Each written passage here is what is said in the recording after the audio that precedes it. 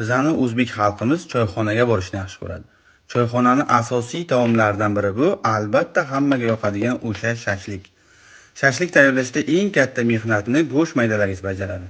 Bu misorovkamizning obmotkasi kuyib qolgan. Kuyish sababi bir fazada tok yo'qolishi. Sizlar bilan hozir obmotka o'ralish jarayonini birma-bir ko'rib chiqamiz. Videoni ko'rishdan oldin bir dona like bosib qo'yib, yaqinlarga jo'natib qo'yamiz. Endi esa ishni boshlaymiz.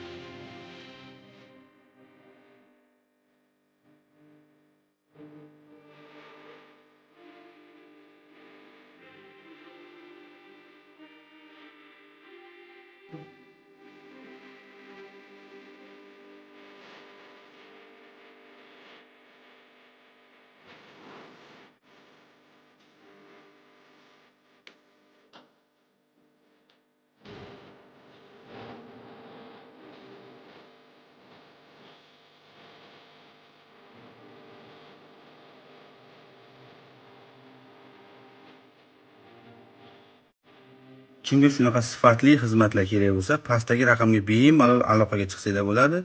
Men sizlarga bitta lifehack o'rgatib ketaman. Motoringlar kuyib qolmasligi uchun vazazashnik, ya'ni JD5 qo'yishni maslahat beraman. Videoni elektrodvigatel bor tanishlarga yuborib qo'yinglar.